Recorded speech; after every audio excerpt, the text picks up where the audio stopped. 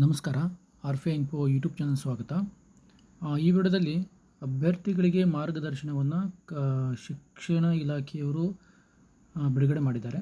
ಅವು ಏನೆಲ್ಲ ಮಾರ್ಗದರ್ಶನವನ್ನು ನೀಡಿದ್ದಾರೆ ಅನ್ನೋದನ್ನು ಈ ವಿಡಿಯೋದಲ್ಲಿ ಹೇಳ್ತಾ ಬರ್ತೀನಿ ಅಂತ ವಿಡಿಯೋವನ್ನು ಎಂಡ್ವರೆಗೆ ನೋಡಿ. ಇದರಲ್ಲಿ ಭಾಳಷ್ಟು ಅಂದರೆ ಸುಮಾರು 3 ರಿಂದ 4 ಅಂಶಗಳು ಪ್ರಮುಖ ಅಂಶಗಳಿದ್ದಾವೆ.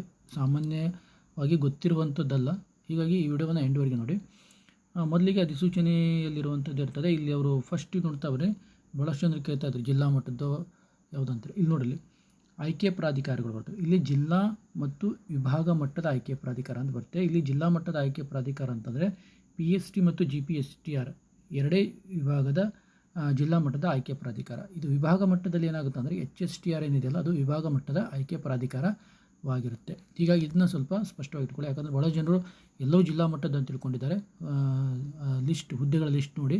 ಹೀಗಾಗಿ ವಿಭಾಗ ಮಟ್ಟದಲ್ಲಿ HSTR ಮಾತ್ರ ಬರುತ್ತೆ. ಜಿಲ್ಲಾ ಮಟ್ಟದಲ್ಲಿ PSTR ಮತ್ತು GPSTRಗಳು ಬರುತ್ತೆ. ಓಕೆ, ನಂತರ ಅವರು ಕೊಟ್ಟಿದ್ದಾರೆ ಟೋಟಲಾಗಿ ಎಷ್ಟು ಹುದ್ದೆಗಳಿದ್ದಾವೆ ಅಂತ ಕೊಟ್ಟಿದ್ದಾರೆ. ಒಟ್ಟು 15,000 ಹುದ್ದೆಗಳನ್ನು ಅವರು ಕಾಲ್ ಮಾಡಿದ್ದಾರೆ. ಓಕೆ, ಇದರ ಒಂದು ಲಿಸ್ಟ್ ಬೇಕಿದ್ರೆ ತೊಗೊಳ್ಳಿ, ನಿಮಗೆ ಎಷ್ಟೆಷ್ಟು ಹುದ್ದೆಗಳಿದ್ದಾವೆ ಅಂತ ಗೊತ್ತಾಗುತ್ತೆ. ಇಲ್ಲಿ ಭಾಳಷ್ಟು ಗಣಿತ ವಿಷಯಕ್ಕೆ ಅನ್ಯಾಯ ಆಗಿದೆ ಅಂತ ಹೇಳ್ತಾರೆ. ಬಟ್ ಗಣಿತ ವಿಷಯಕ್ಕೆ 3,100 ಹುದ್ದೆಗಳನ್ನು GPSTRಲ್ಲಿ ಕಾಲ್ ಮಾಡಿದ್ದಾರೆ. HSTRಲ್ಲಿ ಕಾಲ್ ಮಾಡಿಲ್ಲ ಅಷ್ಟೇ. ಓಕೆ, ನೆಕ್ಸ್ಟ್ ಇಲ್ಲೇ ನೋಡ್ತಾ ಬರೋದಾಗಿತ್ತು ಅಂತಂದರೆ ಇಲ್ಲಿ ವಿಭಾಗ ಮಟ್ಟದಲ್ಲಿ ಕೊಟ್ಟಿದ್ದಾರೆ.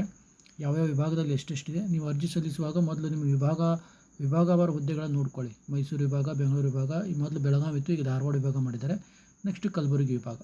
ಟೋಟಲಿ ನಿಮ್ಮ ವಿಭಾಗಕ್ಕೆ ಎಷ್ಟು ಹುದ್ದೆಗಳು ಬರ್ತವೆ, ಇದರಲ್ಲಿ ನಿಮಗೆ ಎಷ್ಟು ಹುದ್ದೆಗಳು ಬರ್ತವೆ ಅಂತ ನೋಡಿಕೊಂಡು ಅರ್ಜಿಯನ್ನು ಸಲ್ಲಿಸಿ. ಓಕೆ, ಅರ್ಜಿ ಸಲ್ಲಿಸಲು ಅವರು ಇಲ್ಲಿ ದಿನಾಂಕ ಎಷ್ಟು ಕೊಟ್ಟಿದ್ದಾರೆ. ಆದರೆ ವೆಬ್ಸೈಟಲ್ಲಿ ತೋರಿಸ್ತಾ ಇರುವಂಥದ್ದು 15/9 ತೋರಿಸ್ತಾ ಇದೆ. ಅದು ನಾಳೆ ಗೊತ್ತಾಗುತ್ತೆ.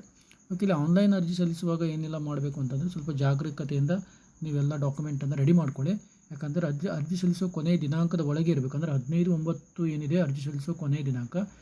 ಸೆಪ್ಟೆಂಬರ್ 15 ಒಳಗಾಗಿ ನೀವೇನು ಮಾಡಬೇಕು, ಡಾಕ್ಯುಮೆಂಟ್ಗಳು ಇರಬೇಕು. ಎಲ್ಲ ಡಾಕ್ಯುಮೆಂಟ್ಗಳ ಡೇಟು 15 ಒಳಗಿಂದ ಇರಬೇಕಾಗುತ್ತೆ. ಹೀಗಾಗಿ ಗಡ್ಬಡಿ ಮಾಡದೆ ಸ್ವಲ್ಪ ನಿಧಾನವಾಗಿ ನೀವು ಅರ್ಜಿಯನ್ನು ಸಲ್ಲಿಸ್ಬೋದು.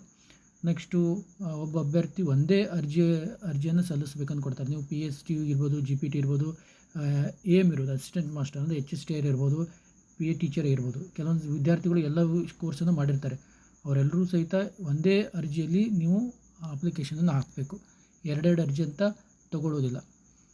ನೆಕ್ಸ್ಟು ನಿಮ್ಮ ಅವ್ರ ವೃಂದಕ್ಕೆ ಸಂಬಂಧಪಟ್ಟಂತೆ ಜಿಲ್ಲೆಯನ್ನು ಸಹಿತ ಆಯ್ಕೆ ಮಾಡ್ಕೋಬೇಕು. ನೆಕ್ಸ್ಟು ಸಾಮಾನ್ಯವಾಗಿ ಅರ್ಜಿ ಸಲ್ಲಿಸಬೇಕಾಗಿತ್ತು ಅಂತಂದರೆ ಇಲ್ಲಿ ಇವರೇನು ಹೇಳ್ತಾರೆ ಅಂತಂದರೆ ನೆಕ್ಸ್ಟು ಇಲ್ಲಿ ಕೊಟ್ಟಿದ್ದಾರೆ ಏನು ಅಂತಂದರೆ ಯಾವುದೇ ರೀತಿಯಾದಂಥ ತಪ್ಪುಗಳನ್ನು ಮಾಡಬಾರ್ದು ಅಂತ ಕೊಟ್ಟಿದ್ದಾರೆ. ಕಾಗುಣಿತ ದೋಷಗಳಾಗಿರ್ಬೋದು, ಏನೇ ತಪ್ಪಾದರೂ ಅದು ನೀವೇ ಜಾಗೃತಿಯಿಂದ ನಿಮ್ಮ ಹೊಣೆಗಾರಿಕೆ ಆಗಿರ್ತದೆ. ಹೀಗಾಗಿ ನೋಡಿಕೊಂಡು ಅರ್ಜಿಯನ್ನು ಹಾಕಿ. ನೆಕ್ಸ್ಟು ವೆಬ್ಸೈಟನ್ನು ಕೊಟ್ಟಿದ್ದಾರೆ. ವೆಬ್ಸೈಟಲ್ಲಿ ಸಹಿತ ನೀವು ಅರ್ಜಿ ಹಾಕುವಂಥ ವೆಬ್ಸೈಟನ್ನು ಕೊಟ್ಟಿದ್ದಾರೆ. ಇದು ಆಲ್ಮೋಸ್ಟ್ ಆಗಿ ಎಲ್ಲರಿಗೂ ಗೊತ್ತಿರ್ತದೆ. ಇಲ್ಲಿ ಅವರು ನ್ಯೂ ಯೂಸರನ್ನು ತೊಗೊಂಡು ರಿಜಿಸ್ಟರ್ ಮಾಡ್ಕೋಬೇಕು. ನೆಕ್ಸ್ಟ್ ನಿಮಗೇನಾದ್ರು ಪಾಸ್ವರ್ಡ್ ಗೊತ್ತಾಗಲಿಲ್ಲ ಅಂತಂದರೆ ಫಾರ್ವರ್ಡ್ ಪಾಸ್ವರ್ಡ್ ಮಾಡಿಕೊಂಡು ಸೆಟ್ ಮಾಡ್ಕೋಬೋದು ಅಂತ ಕೊಟ್ಟಿದ್ದಾರೆ. ನೆಕ್ಸ್ಟ್ ನೀವೇನು ಮಾಡೋದು, ಲಾಗಿನ್ ಮಾಡಿಕೊಂಡು ನೀವು ಯೂಸರ್ ನೇಮ್ ಪಾಸ್ವರ್ಡನ್ನು ನಮೂದಿಸಿ ಲಾಗಿನ್ ಆಗಬೇಕು ಅಂತ ಕೊಟ್ಟಿದ್ದಾರೆ. ಇದು ಆಲ್ಮೋಸ್ಟ್ ಆಗಿ ಎಲ್ಲರಿಗೂ ಗೊತ್ತಿರುವಂಥದ್ದೇ. ಇಲ್ಲಿ ಪ್ರಮುಖವಾಗಿ ಗೊತ್ತಿರಬೇಕು ಅಂತಂದರೆ ವಿಶ್ವವಿದ್ಯಾಲಯಗಳು, ಕೆಲವೊಂದಿಷ್ಟು ಮಂಗಳೂರು ವಿಶ್ವವಿದ್ಯಾಲಯಗಳೆಲ್ಲ ಗ್ರೇಡ್ಗಳನ್ನು ನೀಡ್ತವೆ. ಓಕೆ, ಪರ್ಸೆಂಟೇಜನ್ನು ನೀಡೋದಿಲ್ಲ. ಆವಾಗ ನೀವೇನು ಮಾಡಬೇಕು, ಆ ವಿಶ್ವವಿದ್ಯಾಲಯದ ಕ್ರೈಟೇರಿಯಾ ಪ್ರಕಾರ ಪರ್ಸೆಂಟೇಜಿಗೆ ಕನ್ವರ್ಟ್ ಮಾಡಬೇಕು ಅಂತ ಹೇಳ್ತಾರೆ ಇವರು.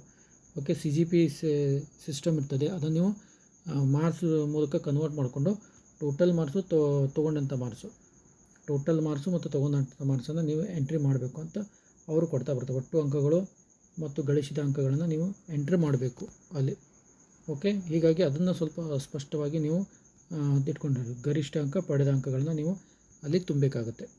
ನೆಕ್ಸ್ಟ್ ಏನಿದೆ, ನಿಮ್ಮ ಫೋಟೋ ಮತ್ತು ಸಿಗ್ನೇಚರ್ ಇರಬೇಕು. 50 KB ಮತ್ತು 50 KB ಒಟ್ಟು ಫೋಟೋ ಮತ್ತು ಸಿಗ್ನೇಚರ್ 50 KB ಇರುವಂಥದ್ದು ಮೇಂಟೈನ್ ಮಾಡಿಕೊಡ್ರಿ. ಮತ್ತು ಆನ್ಲೈನ್ ಮೂಲಕನೇ ನೀವು ಫೀ ತುಂಬಬೇಕು ಅಂತ ಕೊಡ್ತಾರೆ. ಅದನ್ನು ಬಿಟ್ಟು ಮತ್ತೆಲ್ಲಿಯೂ ಅವಕಾಶ ಇಲ್ಲ ಅಂತ ಹೇಳ್ತಾರೆ ಅವರು. ಈ ರೀತಿಯೇ ನೀವು ತುಂಬಬೇಕು. ನೆಕ್ಸ್ಟ್ ಪ್ರತಿ ಹಂತದಲ್ಲಿ ಏನಿದೆ ಕರೆಕ್ಟಾಗಿ ನೋಡಿಕೊಂಡು ಲಾಸ್ಟ್ ಸಬ್ಮಿಟನ್ನು ಕೊಡಿ. ಮತ್ತು ನೀವೇನಾದರೂ ಅರ್ಜಿಯನ್ನು ಒಂದು ಇಟ್ಕೋಬೇಕಾಗುತ್ತೆ. ಅರ್ಜಿ ಅಕಸ್ಮಾತ್ ಇಲ್ಲದೇ ಇತ್ತು ಅಂದರೆ ನೀವು ಯೂಸರ್ ನೇಮ್ ಪಾಸ್ವರ್ಡ್ ಹಾಕಿ ಅರ್ಜಿಯನ್ನು ತೊಗೋಬೋದು. ಮತ್ತು ಏನಾದರೂ ನೀವು ತಪ್ಪು ಮಾಡಿದರೆ ನಿಮ್ಮ ಅರ್ಜಿಯನ್ನು ತಿರಸ್ಕರಿಸಬಹುದು. ಮತ್ತು ಏನೇ ದೋಷಗಳಿದ್ರೂ ಸಹಿತ ಅದು ನೀವೇ ಹೊಣೆಗಾರರು ಅಂತೇಳಿ ಅವರು ಸ್ಪಷ್ಟವಾಗಿ ಹೇಳ್ತಾ ಬರ್ತಾರೆ. ಓಕೆ, ಹೀಗಾಗಿ ನೀವು ಅರ್ಜಿ ಸಲ್ಲಿಸುವಾಗ ಸ್ವಲ್ಪ ಎಚ್ಚರದಿಂದಿರಿ. ಮತ್ತು ಮೊಬೈಲ್ ನಂಬರು, ಇಮೇಲ್ ಅಡ್ರೆಸ್ಸು, ಅಂಚೆ ವಿಳಾಸ, ಆಧಾರ್ ಸಂಖ್ಯೆ, ನಿಮ್ಮ ಭಾವಚಿತ್ರ ಇತ್ಯಾದಿಗಳೇನಿದಾವಲ್ಲ ಇವನ್ನು ಕರೆಕ್ಟಾಗಿ ಅವು ನೈಜತೆಯಿಂದ ಕೂಡಿರುವಂಥದ್ದನ್ನೇ ಹಾಕಬೇಕು ಅಂತ ಅದೇನು ತಪ್ಪು ಹಾಕ್ಲಿಕ್ಕೆ ಹೋಗಬೇಡ್ರಿ. ಓಕೆ, ಮತ್ತು ಏನಾದರೂ ಮೀಸಲಾತಿತ್ತು ಅಂತಂದರೆ ಆರ್ ಡಿ ನಂಬರು ಅವನ್ನೆಲ್ಲ ಸ್ಪಷ್ಟವಾಗಿ ಮೆನ್ಷನ್ ಮಾಡಬೇಕು. ಓಕೆ, ಅದನ್ನೂ ಸಹಿತ ಸ್ಪಷ್ಟವಾಗಿ ಕೊಟ್ಬಿಟ್ಟಿದ್ದಾರೆ. ನೆಕ್ಸ್ಟು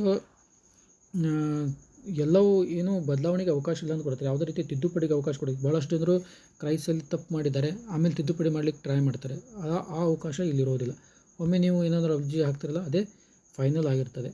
ಓಕೆ, ಹೀಗಾಗಿ ಅವರು ಹೇಳ್ತಾರೆ ನೀವೇನಾದ್ರು ತಪ್ಪು ಮಾಡಿದರೆ ನೀವೇನಾದ್ರು ಕೈ ಬರಹದಲ್ಲಿ ಕೊಟ್ಟರೂ ಸಹಿತ ಸ್ವೀಕರಿಸಲಾಗುವುದಿಲ್ಲ. ಹೀಗಾಗಿ ನೀವು ಅರ್ಜಿಯನ್ನು ಹಾಕಬೇಕಾಗಿತ್ತು ಅಂದರೆ ಸ್ಪಷ್ಟವಾಗಿ ಇಟ್ಕೊಂಡಿರಬೇಕು.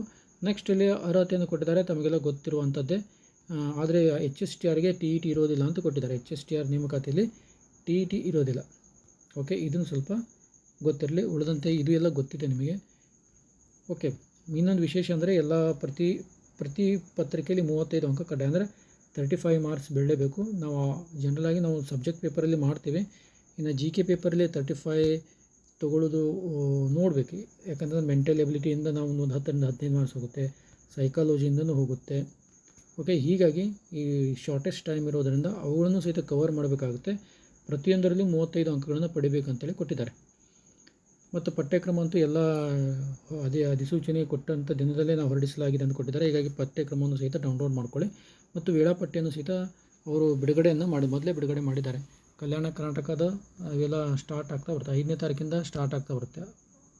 ಅಖಿಲ ಕರ್ನಾಟಕಕ್ಕೆ ಸಂಬಂಧಪಟ್ಟಂತೆ ಇದು ಒಟ್ಟು 5ನೇ ತಾರೀಕಿಗೆ ಸ್ಟಾರ್ಟ್ ಆದಂಥ ಪರೀಕ್ಷೆ ಏನಿದೆ ಅಂತಂದರೆ ಈ ಟೈಮ್ ಟೇಬಲ್ ಸಹಿತ ನೀವು ನೋಡ್ಕೊಳ್ಳಿ, ಸ್ಕ್ರೀನ್ಶಾಟ್ ಅಂತ ತೊಗೊಳ್ಳಿ. ಈ ಟೈಮ್ ಟೇಬಲ್ ನೋಡ್ತಾ ಬಂದರೆ ಇದು ಎಕ್ಸಾಮ್ ಮುಗಿಯುವಂಥದ್ದು. ಕ್ರೈಸ್ ಎಕ್ಸಾಮ್ ಯಾವಾಗ ಸ್ಟಾರ್ಟ್ ಆಗುತ್ತೋ ಅವಾಗ, ಅಂದರೆ 22ನೇ ತಾರೀಕಿಗೆ ಮುಗೀತದೆ. ಅದು 28, 29 ಕ್ರೈಸ್ ಶಿಕ್ಷಕರ ನೇಮಕಾತಿ, ವಸತಿ ಶಿಕ್ಷಕರ ನೇಮಕಾತಿ ಪ್ರಾರಂಭ. ಅಲ್ಲಿ ತನಕ 5ನೇ ತಾರೀಕಿನಿಂದ 22ನೇ ತಾರೀಕಿನವರೆಗೂ ಸುಮಾರು 10 ದಿನ ಏನಿರ್ತದೆ ಪರೀಕ್ಷೆ ಕಂಟಿನ್ಯೂ ಆಗಿ ನಡೀತಾನೆ ಇರ್ತದೆ. ಪರೀಕ್ಷಾ ಪತ್ರಿಕೆಯನ್ನು ಹಾಲ್ ಟಿಕೆಟ್ ಅಂತೂ 10 ದಿನ ಮುಂಚೆನೇ ಕೊಡ್ತೀವಿ ಅಂತ ಹೇಳಿದ್ದಾರೆ. 10 ದಿನ ಮುಂಚೆ ಡೌನ್ಲೋಡ್ ಮಾಡಿಕೊಂಡು ಕರೆಕ್ಟಾಗಿ ಜೋಪಾನವಾಗಿ ಇಟ್ಕೋಬೇಕು. ಮತ್ತು ಪರೀಕ್ಷಾ ಕೇಂದ್ರದ ಬಗ್ಗೆ, ಪರೀಕ್ಷಾ ಕೇಂದ್ರ ನೋಡಿ, ನೀವು ಯಾವುದೇ ಜಿಲ್ಲೆಗೆ ಅರ್ಜಿ ಸಲ್ಲಿಸಿದ್ರೆ ಒಂದೇ ಜಿಲ್ಲೆಯಲ್ಲಿ ಎಲ್ಲ ಪರೀಕ್ಷೆಗಳನ್ನು ಬರೀಬಹುದಾಗಿದೆ ಅಂತ ಕೊಡ್ತಾರೆ. ಕೆಲವೊಂದು ಜನ ಏನು ಮಾಡ್ತಾರೆ, ಇಲ್ಲಿ ಧಾರವಾಡದಲ್ಲಿ ಇಟ್ಕೊಂಡು ಬಳ್ಳಾರಿ ಜಿಲ್ಲೆಯನ್ನು ಸೆಲೆಕ್ಟ್ ಮಾಡಿರ್ತಾರೆ, ಕಲಬುರಗಿ ವಿಭಾಗವನ್ನು ಸೆಲೆಕ್ಟ್ ಮಾಡಿರ್ತಾರೆ. ಅವರು ಧಾರವಾಡದಲ್ಲಿ ಪರೀಕ್ಷೆ ಬರೀಬಹುದು ಅಂತೇಳಿ ಕೊಟ್ಟಿದ್ದಾರೆ. ಇದೊಂದು ವಿಶೇಷತೆ. ಒಂದೇ ಅರ್ಜಿಯನ್ನು ಹಾಕೋದು, ಒಂದೇ ಜಿಲ್ಲೆಯನ್ನು ಸೆಲೆಕ್ಟ್ ಮಾಡುವಂಥದ್ದು ಈ ಒಂದು ಪರೀಕ್ಷೆಯ ವಿಶೇಷತೆ. ಪ್ರಶ್ನೆ ಪತ್ರಿಕೆ ಅಂತ ತಮಗೆ ಗೊತ್ತಿದೆ, ಯಾವ ರೀತಿಯಾಗಿ OMR ಫಿಲಪ್ ಮಾಡಬೇಕು ಅಂತೇಳಿ. ಆದರೆ ಇಲ್ಲೇನು ಹೇಳ್ತಾರೆ, OMR ತುಂಬುವಾಗ ನೀವು ಕರೆಕ್ಟಾಗಿ ಬ್ಲೂ ಆ್ಯಂಡ್ ನೀಲಿ ಅಥವಾ ಕಪ್ಪು ಶಾಯಿನೇ ಬಳಸಬೇಕು. ಮತ್ತು 5 ಅಂಕಗಳನ್ನು ಕೊಟ್ಟಿದ್ದಾರೆ. 5 ಆಪ್ಷನ್ಸ್ ಇರ್ತದೆ. ಪ್ರತಿ ಇದರಲ್ಲಿಯೂ 4 ಆಪ್ಷನ್ಸ್ ಇರ್ತಿತ್ತು, ಈ ಸರಿ 5 ಆಪ್ಷನ್ಸ್ ಇರ್ತದೆ. ಇಲ್ಲೇನಿದೆ 5 ಆಪ್ಷನ್ಸನ್ನು ನೀವು ಹಾಕದೇ ಇದ್ದರೆ, ಇದು ನಿಮ್ಗೆ ಉತ್ತರ ಗೊತ್ತೇ ಇಲ್ಲದಾಗ ಇದನ್ನು ಕ್ಲಿಕ್ ಮಾಡಬೇಕು. ಅಥವಾ ನೀವು ಯಾವುದಾದ್ರೂ ಒಂದು ಉತ್ತರ ತುಂಬಿಕೊಂಡು ಬರಬೇಕು. ಖಾಲಿ ಬಿಟ್ಟರೆ 0.25 ಅಂಕವನ್ನು ಕಡಿತಗೊಳಿಸಲಾಗುವುದು ಅಂತ ಕೊಟ್ಟಿದ್ದಾರೆ. ಅದನ್ನು ಸಹಿತ ಕೀ ಉತ್ತರಗಳನ್ನು ಅವರು ಆಮೇಲೆ ಬಿಡ್ತಾರೆ. ಸ್ಕ್ಯಾನಿಂಗ್ ಇದೆ, ಆಯ್ಕೆ ಪಟ್ಟಿಯನ್ನು ಬಿಡುಗಡೆ ಮಾಡುವಂಥದ್ದು ಇವೆಲ್ಲ ಇದೆ. ಇಲ್ಲಿ ಇದನ್ನು ಕೊಟ್ಟಿದ್ದಾರೆ, ಹೆಲ್ಪ್ಲೈನ್ ನಂಬರ್ ಕೊಟ್ಟಿದ್ದಾರೆ. ಈ ಹೆಲ್ಪ್ಲೈನ್ ನಂಬರನ್ನು ಸಹಿತ ನೀವು ಕಾಂಟ್ಯಾಕ್ಟನ್ನು ಮಾಡ್ಬೋದು ಏನೇ ಗೊತ್ತಾಗದೇ ಇದ್ದರೆ.